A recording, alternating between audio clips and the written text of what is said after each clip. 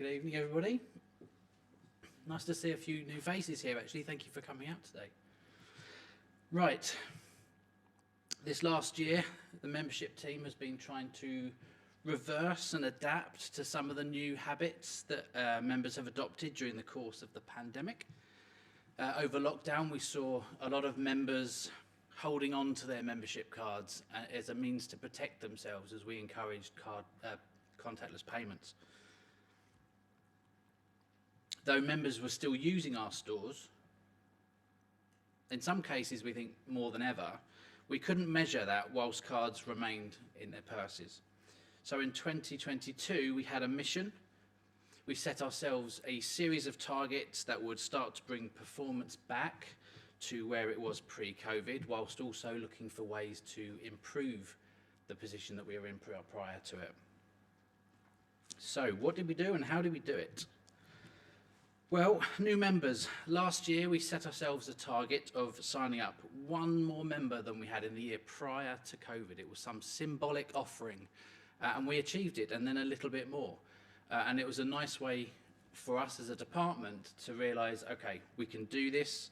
We have got more members this year than we did have in the year prior to the pandemic. In last year's results, we announced that the known trade coming from our members had dropped to a little over 10% of the society turnover. This year, we bumped that up to 11.15% of society turnover. The amount of business we do with our members is a very important statistic for us and something that we always look to build upon, and we're constantly looking at new ways to make this possible. Next year, we hope to get that up to 12.5%. And the average amount our members are spending with us continued to increase over the year, from just over £14 on an average shop to just over £17.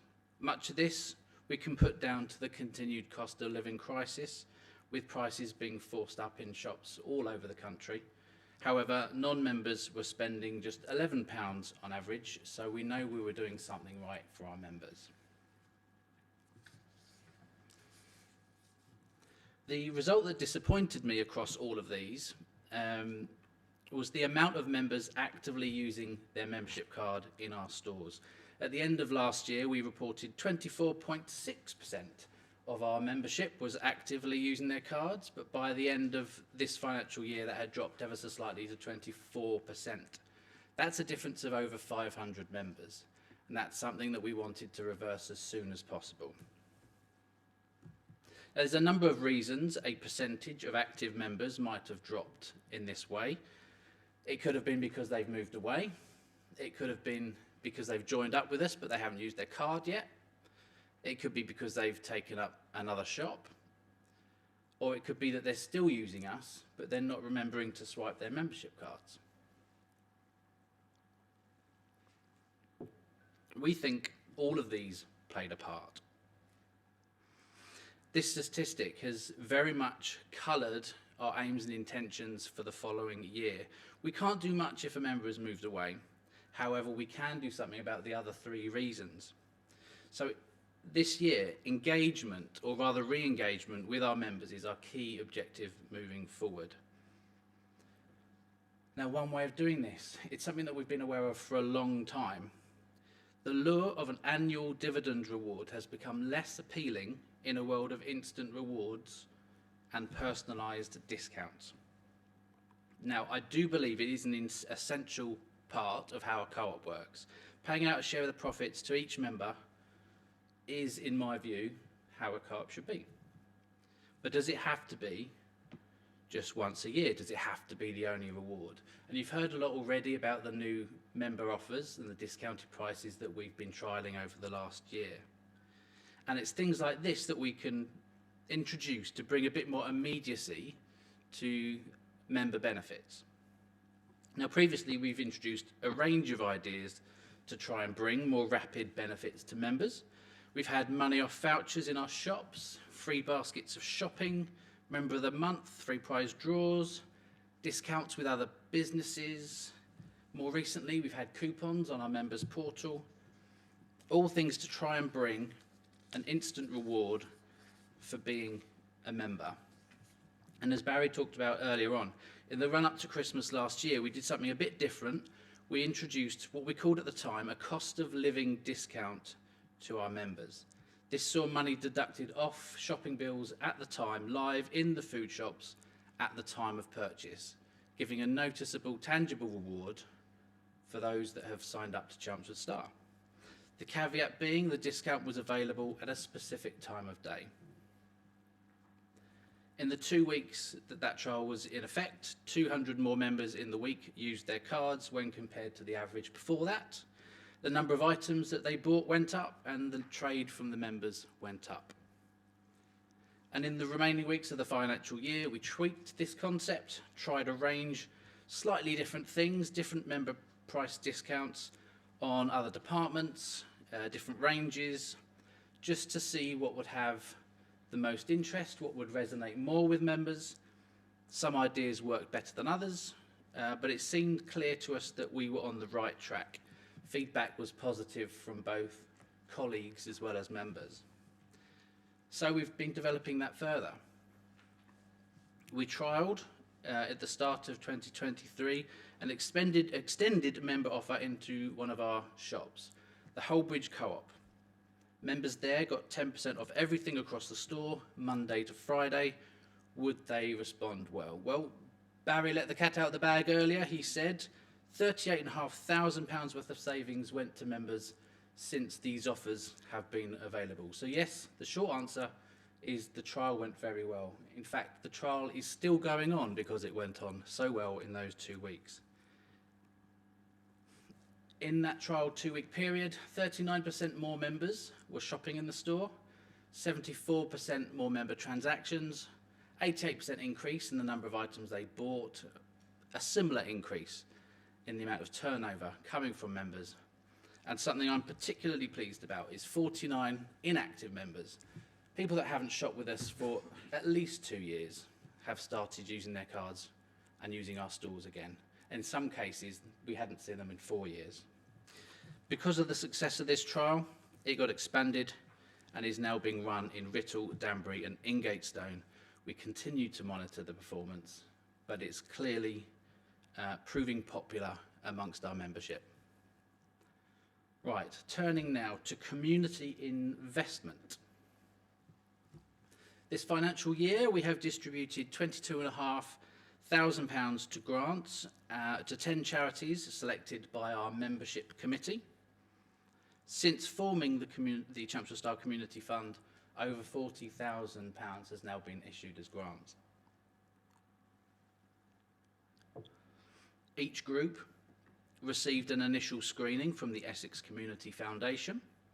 They provide us with their legal expertise, their safeguarding skills, and their expert advice. The charities that succeeded were chosen by elected members as part of the duties on their membership committee, and we review what that funding has done in subsequent meetings. The membership committee consider a number of factors about the charity before deciding on who to benefit.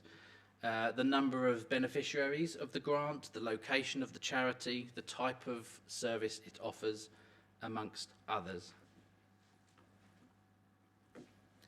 And in addition to those grants, we're still supporting over 100 active community card groups. This year we paid out another £3,500 in benefits to them, and through donations and corporate donations, we also gave £2,000 to the Disasters Emergency Committee Fund during the initial conflict with Ukraine and Russia. The Community Fund has allowed us to support a far greater range of charities in a more significant way across the region than when compared to our previous fundraising initiative. The fund is made up, if you're not aware, of society contributions, carrier bag sales from the legislation, and charity pot donations. Some members also choose to donate their points. Some members also choose to do that through the members portal. It's one of the services available there. Other services include the ability to update your contact details, which brings me back to re-engagement. If you've moved away, we need to know about it. If you've changed your email address, please tell us. It's the most cost-effective way for us to reach you with news and updates and membership offers. For example, if we don't have your details, you might not know about the fact that moving forward, new members will be receiving a 15% discount on their first 3 spends in a food shop. If you are one of those members that are yet to use their card, this would benefit you. You may also want to hear about the series of cross-business promotions which we will be introducing soon, allowing members who shop in one of our businesses already to get a special offer at one of our others. And we'll want to be able to reach you to tell you about our next round of reduced prices for members also. It's going to happen. It will happen again very shortly, I'm sure. And we'll also be telling you how much dividend you've earned after the conversion which takes place tonight. So I'm just going to leave that thought with you. Please make sure we have your current contact details. And I think that's everything from me, unless anyone has any questions. Can you just wait for the microphone? Thank you. Thank you. Yes, I've got a question. Sorry about the phone, everybody. I thought I turned it off. I've got store cards, and I've got them on my phone. I've got the app on my phone, which they swipe, which means if you forget to take your card, it doesn't matter. Do you have one on your phone? We aren't on an app. We are looking for ways to do it securely, because there is a matter of their money being on the card. That being said, when you're in the shop and you don't have your card, you should be able to be found quite easily by staff in the shop. You should never be losing out. If you feel that you have missed out and you've got your receipt, you can actually let us know via the portal and we can add the points that way. So there are ways around it, but at the moment there isn't a way of getting your membership card on a wallet. Okay, thank you very much.